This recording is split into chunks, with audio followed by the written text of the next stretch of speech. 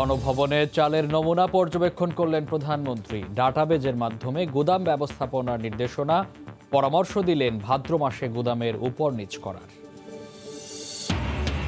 মেডিকেলে ভর্তির প্রশ্ন ফাঁস করে কোটিপতি স্বাস্থ্যের কর্মচারী আব্দুস সালাম, সিন্ডিকেটে চিকিৎসক, কোচিং সেন্টার ধরা হবে শিক্ষার্থীদেরও।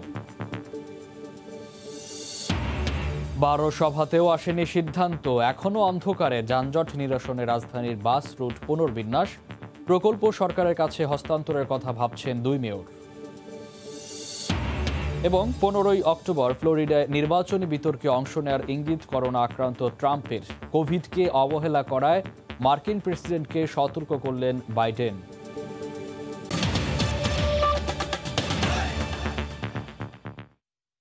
দেখছিলেন শিরোনাম, প্রবাসের সময়, সঙ্গে আছি আমি মামুন আব্দুল। এবার চালের নমুনা নিজেই পর্যবেক্ষণ করলেন প্রধানমন্ত্রী শেখ হাসিনা। এ সময় ডাটাবেজের মাধ্যমে গুদাম ব্যবস্থাপনার নির্দেশনা দেন তিনি।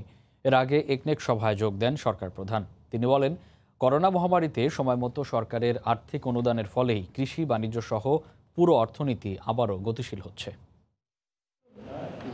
দেশের খাদ্য গুদামে সংরক্ষিত বোরো ও আমন মৌসুমে বাংলাদেশে উৎপাদিত চালের নমুনা এবার নিজে পর্যবেক্ষণ করলেন সরকার প্রধান শেখ হাসিনা। মঙ্গলবার সকালে গণভবনে সারা দেশের কেন্দ্রীয় ও আঞ্চলিক খাদ্য গুদাম থেকে সংগ্রহীত প্রতিটি চালের নমুনা হাতে নিয়ে পরীক্ষা করলেন প্রধানমন্ত্রী। এই সময় প্রতি বছর ভাদ্র মাসে গুদামগুলোতে সংগ্রহীত নিচের দিকে চাল উপরে এবং উপরের দিকে চাল নিচে রাখার নির্দেশনা দেন প্রধানমন্ত্রী, যাতে করে অপেক্ষাকৃত আগের কেনা চাল প্রথমে বিতরণ করা যায়। এছাড়া দেশের সকল গুদামে সংগ্রহীত চালের তথ্য ডাটাবেজ করার নির্দেশনা দেন তিনি। এর আগে গণভবন থেকে সকালে ভার্চুয়ালি নতুন অর্থ বছরের 11তম একনেক সভায় যোগ দেন প্রধানমন্ত্রী শেখ হাসিনা। এই সময় এনইসি সম্মেলন কক্ষ থেকে যুক্ত ছিলেন একনেকের অন্যান্য সদস্যরা। এরা নিতে শুরু করেছে তখনই কিন্তু তাদের আস্তে আস্তে সূচনা বক্তব্যে একনেক সভাপতি বলেন, সময় মতো প্রণোদনা দেওয়ার সিদ্ধান্ত নেওয়া হয়েছিল বলে অর্থনীতি এখন ঘুরে দাঁড়াচ্ছে।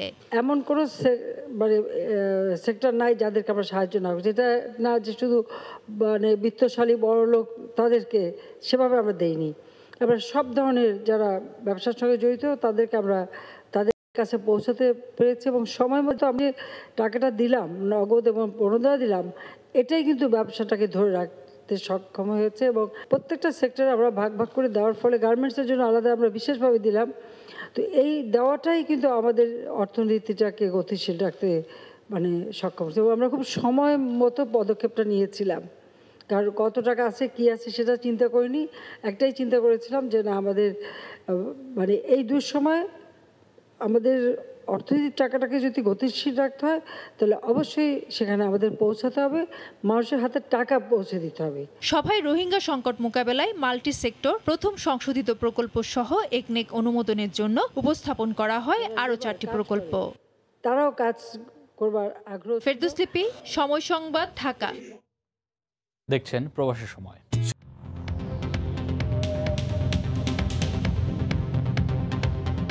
দেশে একদিনে নমুনা পরীক্ষা করা হয়েছে 12,345 জনের। এই পর্যন্ত মোট নমুনা পরীক্ষা করা হয়েছে 20,13,776 জনের।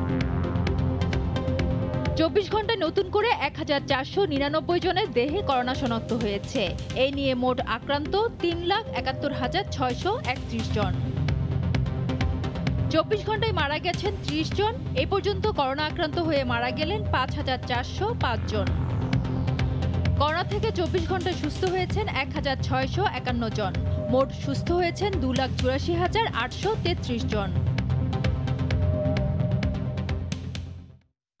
আসন্ন শীতকালে সংক্রমণ বাড়ার শঙ্কা প্রকাশ জানিয়ে স্বাস্থ্যমন্ত্রী বলেছেন, করোনার দ্বিতীয় ঢেউ মোকাবেলায় সরকার প্রস্তুত। শীত মৌসুমে সামাজিক অনুষ্ঠান সহ জনসমাগম নিয়ন্ত্রণে রাখতে সব বিভাগকে প্রয়োজনীয় নির্দেশনা দেওয়া হয়েছে বলেও জানান স্বাস্থ্যমন্ত্রী।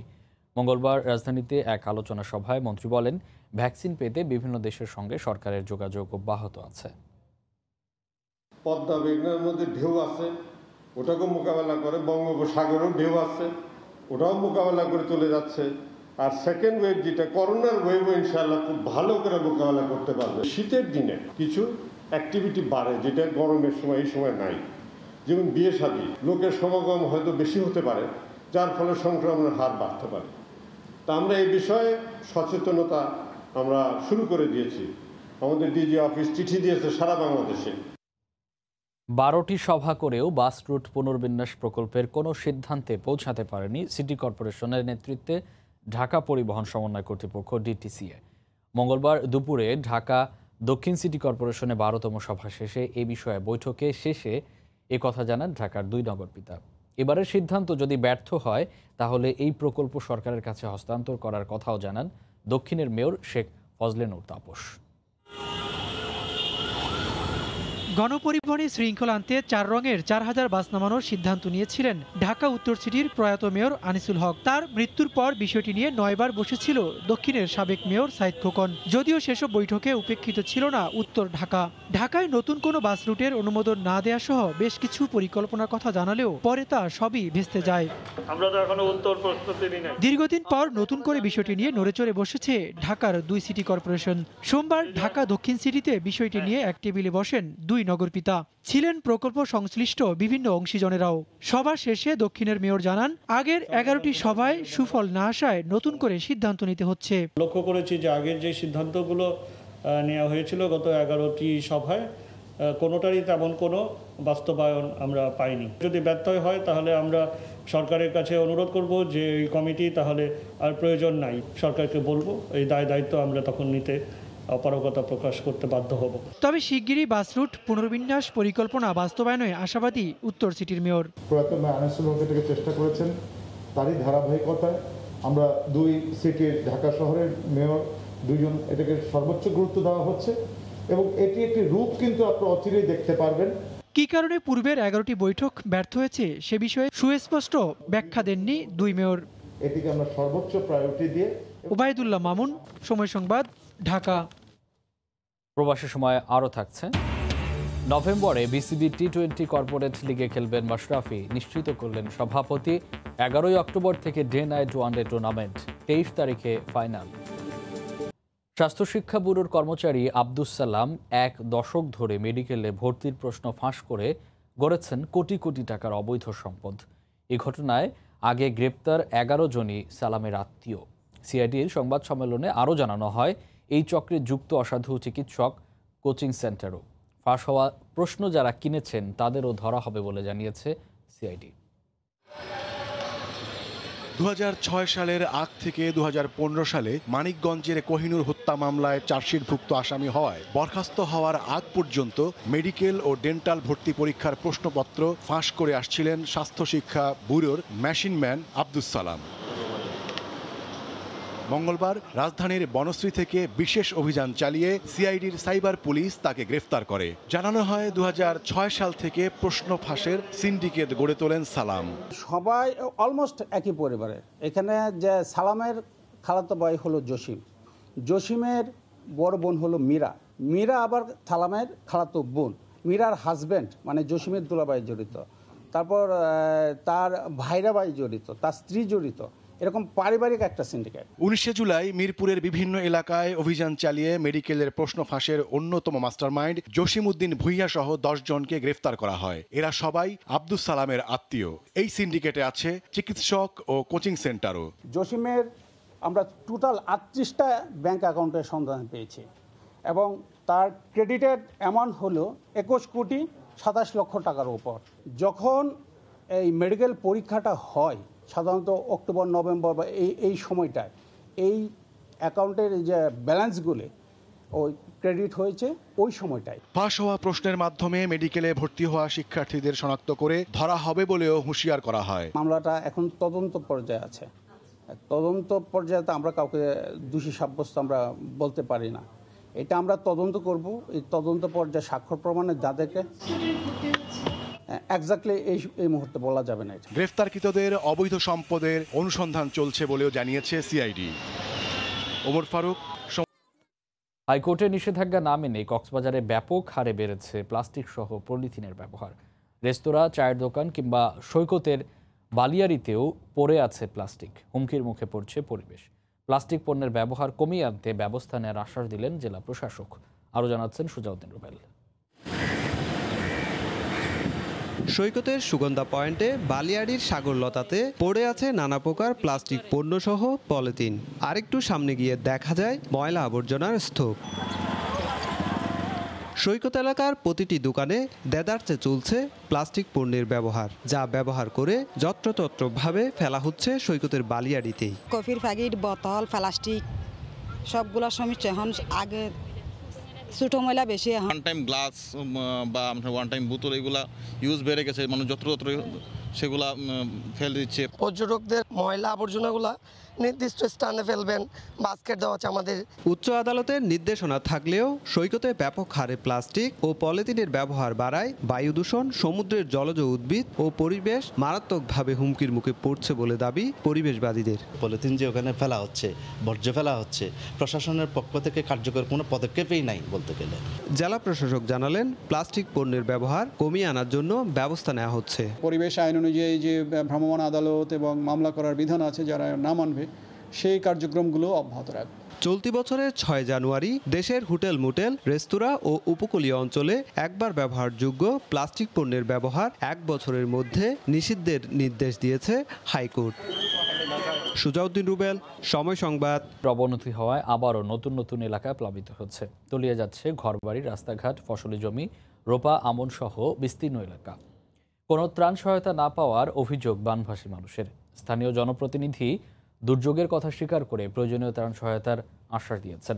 টাঙ্গাইল থেকে কাদির তালুকদারের তথ্য ও রাশেদ খানের ছবি নিয়ে বিস্তারিত প্রতিবেদনে। হু হু করে লোকালয়ে ঢুকে পড়ছে বন্যার পানি। পানির স্রোতে রাস্তাঘাট তলিয়ে যোগাযোগ ব্যবস্থা বিচ্ছিন্ন হয়ে পড়ছে। সম্প্রতি টাঙ্গাইলের বাসাইল উপজেলায় ভয়াবহ বন্যার রেশ কাটতে না কাটতেই আরেক দফা বন্যা। ঘরবাড়িতে ঢুকছে পানি। এতে উপজেলার বাথুলি সাদি এলাকার তাঁতিরা চরম আতঙ্কে রয়েছেন। এদিকে উপজেলার বাসাইল নাটিয়াপাড়া রাস্তা ভেঙে যোগাযোগ ব্যবস্থা বিচ্ছিন্ন হয়ে পড়েছে। এতে এলাকার মানুষের উপজেলা ও জেলা শহরে যেতে চরম ভোগান্তির শিকার হতে হচ্ছে। নতুন করে বাসাইলে প্রায় 30,000 মানুষ পানিবন্দী হয়ে মানবেতর জীবনযাপন করছেন।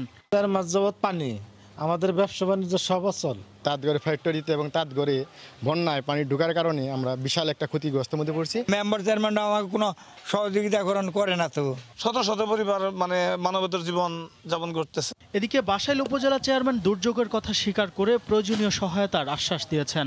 ইতিমধ্যেই নতুন করে পানি আসার কারণে বাসাইলে প্রায় লক্ষাধিক মানুষ এই উপজেলায় পানিবন্দী হয়ে পড়েছে। আমরা যথারীতি সকল প্রকার জনগণের পাশে আমরা থাকার প্রতিশ্রুতিবদ্ধ আমরা আছি। টাঙ্গাইলের বাসাইল উপজেলায় 6টি ইউনিয়নে প্রায় 2 লাখ মানুষের বসবাস। সময় সংবাদ।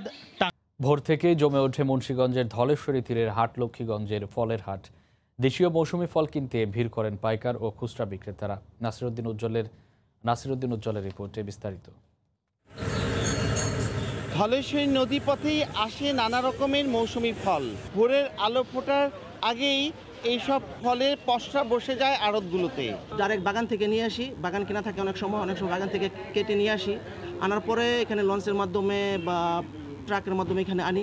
সকাল 6টা থেকে বেচাকিনি আরম্ভ হয়, বেলা 11টা পর্যন্ত বেচাকিনি চলে। এখানে ফরমালিন মুক্ত মাল পাওয়া যায়। আমরা এখান থেকে মাল নিয়ে সরাসরি গ্রামে হেঁটে হেঁটে ভ্যান গাড়ি দিয়ে বিক্রি করি। এখানে যেই রেটে বেশি কিনা নেই, এখানে 5 টাকা 10 টাকা কেজিতে বেশি ভাই আমরা বেশি বিক্রি করি।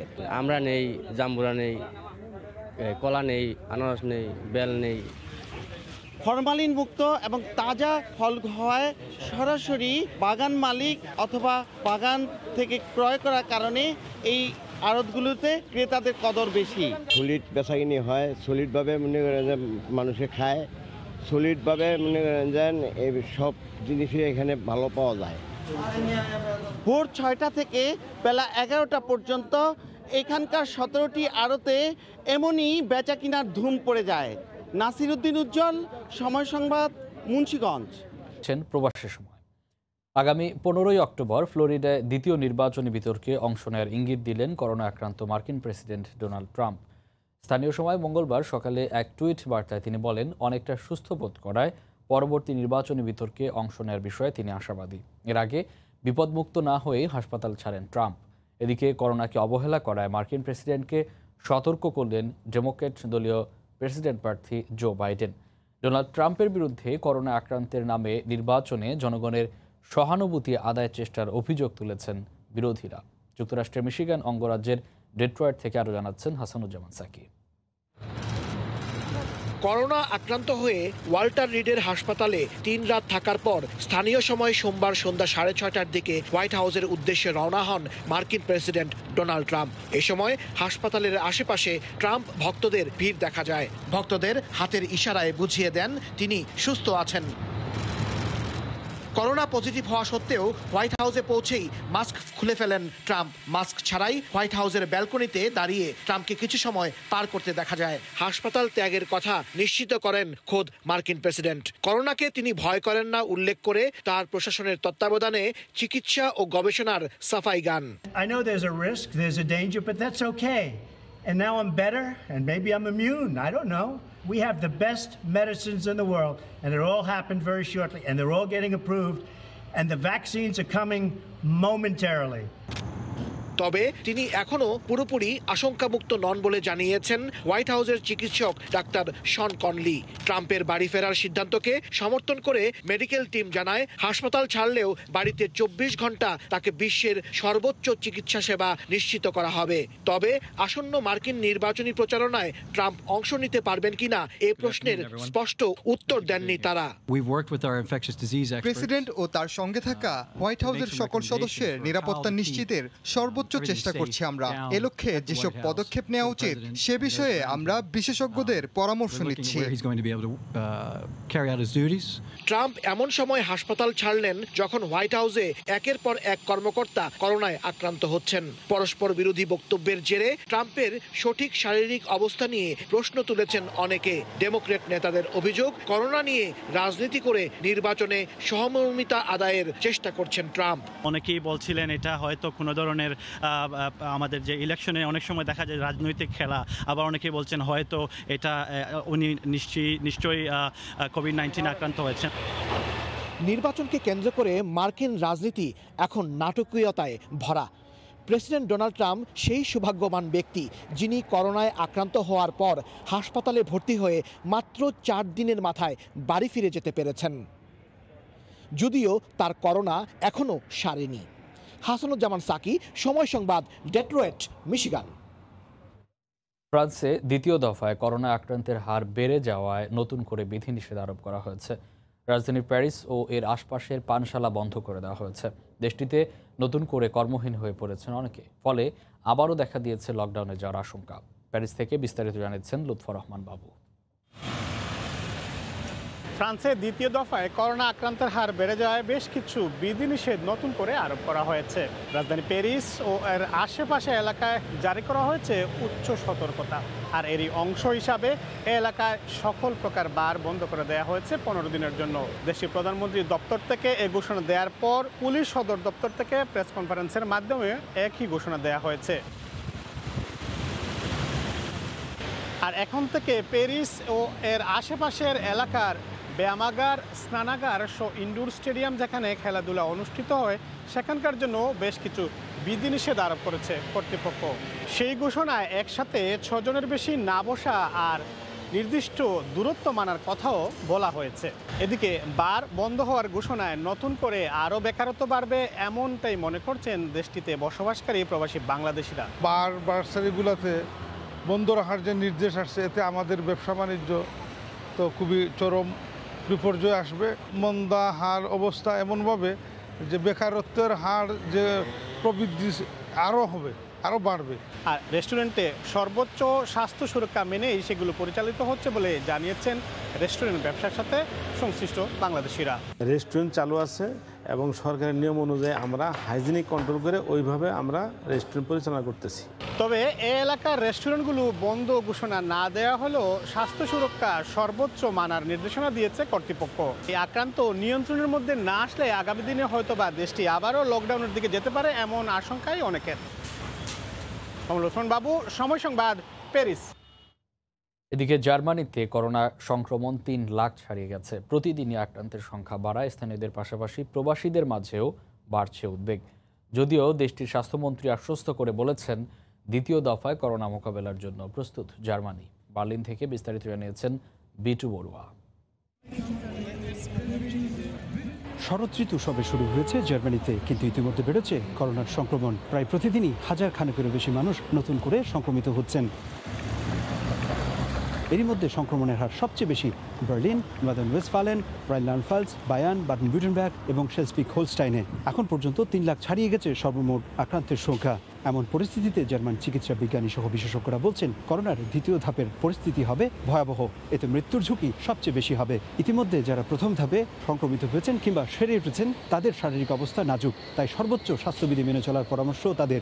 নবীনদের দায়িত্বহীনতা এবং তাদের আইন নিয়ম না মানার কারণে করোনা পরিস্থিতি ইয়াং ছেলেদের মধ্যে সংক্রমিত হচ্ছে। আমরা বাংলাদেশের প্রবাসীরা অনেক দুশ্চিন্তায় আছি যে আমাদের ব্যবসার প্রতিষ্ঠান আমরা কিভাবে টিকিয়ে রাখবো। বাংলাদেশের সাথে এখন যদি ব্যবসার বাণিজ্য নষ্ট হয়ে যায় তাহলে তো আমাদের দেশের অনেক ক্ষতি হবে। তা নিয়েও আমরা বাংলাদেশি প্রবাসীরা অনেক চিন্তা করতেছি। এদিকে জার্মান পার্শ্ববর্তী যে দেশগুলো আছে সবখানেই বার, রেস্টুরেন্টগুলো আবারও বন্ধের ঘোষণার সিদ্ধান্ত আসতে পারে। তবে এখনও নতুন করে লকডাউনের সিদ্ধান্ত না আসার দ্বিমত রয়েছে জার্মান চ্যান্সেলর আঙ্গেলা ম্যার্কেল সহ 16টি অঙ্গরাজ্যের মিনিস্টার প্রেসিডেন্টদের মধ্যে। এদিকে জার্মান স্বাস্থ্যমন্ত্রী ইয়েন্স স্পান বলেছেন, নতুন করে করোনা যাতে আবার ভয়াবহ আকার ধারণ করতে না পারে সে কারণে প্রায় 2000 হাসপাতালগুলোতে 30,000 নিবিড় পর্যবেক্ষণ শয্যা প্রস্তুত রাখা হয়েছে। জার্মানির বার্লিন থেকে পিটু বড়ুয়া, সময় সংবাদ। করোনার কারণে ইতালির প্রাণচঞ্চল ঐতিহাসিক রোমের চেহারা পাল্টে গেছে। বহু ব্যবসা প্রতিষ্ঠান বন্ধ, পর্যটকের সংখ্যা হাতে গোনা। দেশটির অর্থনীতিতে নেতিবাচক প্রভাব পড়তে শুরু করেছে। রোম থেকে জুমানা মাহমুদের রিপোর্ট। স্মরণকালে এমন রোম দেখেনি কেউ। ঐতিহাসিক এই নগরীতে শীত গ্রীষ্ম সকল ঋতুতেই জনাকীর্ণ থাকে পর্যটন এলাকাগুলো। তবে করোনা ভাইরাস সবকিছু পাল্টে দিয়েছে। রাজধানীর প্রাণকেন্দ্র ভিয়া দেল কোর্সো এখন পর্যটক শূন্য। এখানে বহু দোকান বন্ধ হয়ে গেছে। এই অঞ্চলে ক্ষুদ্র ব্যবসা এবং কাজে নিয়োজিত প্রবাসী বাংলাদেশিরাও ক্ষতির শিকার। সারাদিন বসে থাকি, কাজকর্মদের ওই রকম নাই। মাস্ক আমাদের পুরোপুরি পড়তে হবে, 405 ইউরো জরিমানা নাইলে। অন্ততপক্ষে 70% আমাদের ব্যবসা দুলিশাত হয়ে গেছে, কারণ এই মাস্ক পরে কেউ কিছু খেতে চায় না বাইরে। ইভেন কি যে বাচ্চারা কিছু খাইতে চাইলে মা বাপ দিচ্ছে না। নগরের বিভিন্ন পর্যটন এলাকাগুলো ঘুরে দেখা গেছে ইতালীয় ছাড়া বিদেশি পর্যটক নেই বললেই চলে। যারাও নগরীতে এসেছেন কাজের ফাঁকে দেখে নিচ্ছেন শহরটি। ফলে ঐতিহাসিক নিদর্শন এবং জাদুঘরগুলোতে মানুষের আনাগোনা নেই বললেই চলে। এই সময়ে নগরীর টাইবার নদীর তীরে মানুষের ভিড় থাকার কথা, কিন্তু সেখানেও শূন্যতা। এই নগরীর মাঝখান দিয়ে বয়ে চলা টাইবার নদী সহ রোমের বিভিন্ন দর্শনীয় স্থানগুলোতে তেমন পর্যটক লক্ষ্য করা যাচ্ছে না। টাইবার নদীতে গড়ে ওঠা ভাসমান রেস্টুরেন্টগুলো প্রায় সবগুলোই বন্ধ হয়ে গেছে। রোমের টাইবার নদীর তীর থেকে জুমানা মাহমুদ, সময় সংবাদ। করোনা পরিস্থিতির খুব একটা উন্নতি না হলেও স্বাভাবিক অবস্থায় ফেরার চেষ্টা করছে কাতার। দীর্ঘ 6 মাস পর কাজে ফিরেছেন অনেক প্রবাসী বাংলাদেশি। কাতার প্রতিনিধি আনোয়ার হোসেন মামুনের তথ্য ও ছবি নিয়ে রিপোর্ট। কাতারে ক্রমেই স্বাভাবিক হয়ে উঠছে করোনা পরিস্থিতি। 200-র নিচে নেমে এসেছে আক্রান্তের সংখ্যা, বেড়েছে সুস্থতার হারও। জনজীবনে ফিরেছে স্বস্তি, তুলে নেওয়া হয়েছে সব বিধিনিষেধ। তবে মানতে হবে স্বাস্থ্যবিধি। করোনার প্রকোপ কমে আসায় আগের মতো কাজকর্মে ফিরেছেন অনেক কর্মহীন প্রবাসী বাংলাদেশি। একদম যদি জিরো হয়ে যায় আক্রান্ত রোগীর সংখ্যা, ইনশাল্লাহ আমাদের ব্যবসা বাণিজ্য আগের মতো হবে। শতকরা অনেক লোক দেশে চলে যাচ্ছে, শতকরা 700 জন লোক আসতেছে দৈনিক। আমরা অনেক বাংলাদেশি ভাই করোনা মহামারীতে কাজকাম বন্ধ ছিল, আলহামদুলিল্লাহ অনেক কাজকাম আগের মতো রানিং চালু আছে। কাতারে 8 লাখের বেশি মানুষের নমুনা পরীক্ষা করা হয়েছে। 1,26,000-এর বেশি মানুষ করোনায় আক্রান্ত হয়েছেন, যদিও এরই মধ্যে সুস্থ হয়েছেন 1,23,000-এর বেশি রোগী। অন্যদিকে 35 বাংলাদেশি সহ মারা গেছেন 216 জন। সময় সংবাদ, কাতার। কলকাতার বিভিন্ন নামিদামি হাসপাতালে বাংলাদেশি রোগীদের আনাগোনা বরাবরই বেশি।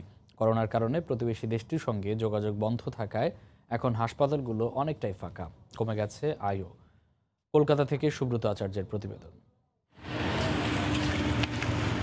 কলকাতার বাইপাস সড়কের পাশের মুকুন্দপুর এলাকায় বছর জুড়েই দেখা যেত বিদেশি রোগীদের আনাগোনা। হাসপাতাল পল্লী হিসেবে পরিচিত এ এলাকাতেই আর.এন. টাগোর বা দেবী শেঠি, মেডিকা, আমরি, পেয়ারলেস সহ নামিদামি নানা বেসরকারি চিকিৎসা কেন্দ্রের অবস্থান। কিন্তু করোনা পরিস্থিতিতে বদলে গেছে দৃশ্যপট। জানা গেছে এসব হাসপাতালের চিকিৎসা নিতে যাওয়া রোগীদের 40 ভাগই বিদেশি রোগী, এদের 35 ভাগই বাংলাদেশি। 1 জুন থেকে দেশটি স্বাভাবিক ছন্দে ফিরতে শুরু করলেও বাংলাদেশ থেকে ভারতীয় ভিসা না পাওয়ায় এসব চিকিৎসা কেন্দ্রে দেখা নেই বাংলাদেশি রোগীর। একটা বড় ধাক্কা সবাই খেয়েছে। যোগাযোগ স্থাপন করা আর যাচ্ছে না, কারণ সবকিছুই ব্যাহত হয়েছে লকডাউনের পর থেকে। মুকুন্দপুরের একটি নামী হাসপাতালের কলকাতা এলাকায় 5টি শাখা রয়েছে। সেখানে চিকিৎসক, নার্স ও কর্মী মিলিয়ে প্রায় 3000 স্টাফ কাজ করেন। প্রতি মাসে তাদের আয় হয় 30 কোটি রুপি। এর মধ্যে বাংলাদেশি রোগীদের কাছ থেকেই প্রায় 5 থেকে 6 কোটি রুপি আয় হতো। জানা গেছে বাকি হাসপাতালগুলোর চিত্র এখন প্রায় একই রকম। সুব্রত আচার্য, সময় সংবাদ, পশ্চিমবঙ্গ, ভারত। বাংলা চলচ্চিত্রের কিংবদন্তি অভিনেতা সৌমিত্র চট্টোপাধ্যায় করোনা আক্রান্ত হয়ে কলকাতার একটি হাসপাতালে ভর্তি হয়েছেন। মঙ্গলবার সকালে তাকে কলকাতার বেলভিউ হাসপাতালে ভর্তি করা হয়। তবে শারীরিক অবস্থায় স্থিতিশীল রয়েছে বলে পরিবারের পক্ষ থেকে নিশ্চিত করা হয়েছে। গতকাল 85 বছর বয়সী এই অভিনেতার কোভিড পরীক্ষা করা হয়। সেই পরীক্ষার রিপোর্ট পজিটিভ আসায় 85 বছরের সৌমিত্রকে হাসপাতালে ভর্তি করানোর সিদ্ধান্ত নেন তার পরিবার। সম্প্রতি টালিপাড়া খুলে দেওয়ার পর সেখানেই স্বাস্থ্যবিধি মেনে কাজে ফেরেন এই কিংবদন্তি অভিনেতা। এদিকে সৌমিত্র চট্টোপাধ্যায়ের করোনা আক্রান্তের খবরে ইতোমধ্যেই প্রার্থনা শুরু করেছেন তার ভক্ত ও অনুরাগীরা। আর সেই সঙ্গে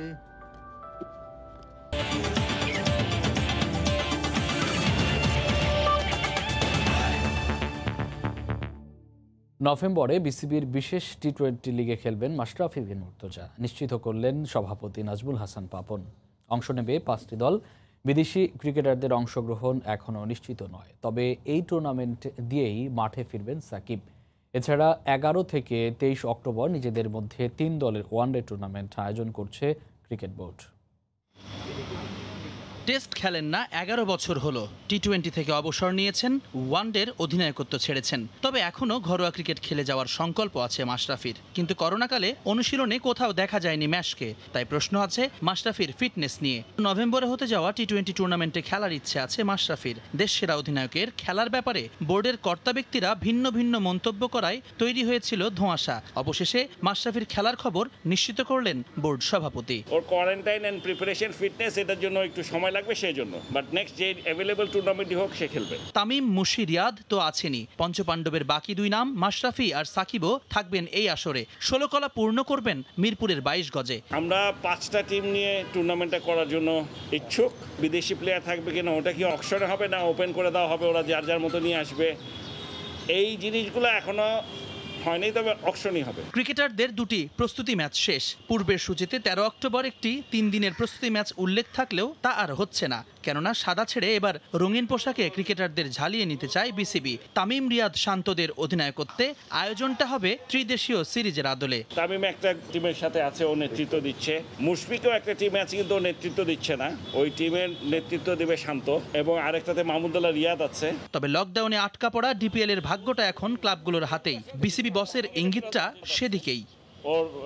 জুম্মান সাদিক, জ্যাভলিন, সময় সংবাদ, ঢাকা।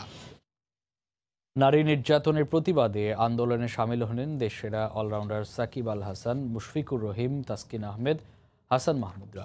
সামাজিক যোগাযোগ মাধ্যমে ধর্ষকদের বিরুদ্ধে রুখে দাঁড়ানোর আহ্বান জানিয়েছেন তারা। এছাড়া বর্তমানদের পাশাপাশি সাবেক অধিনায়ক আকরাম খানও প্রতিবাদ জানিয়েছেন।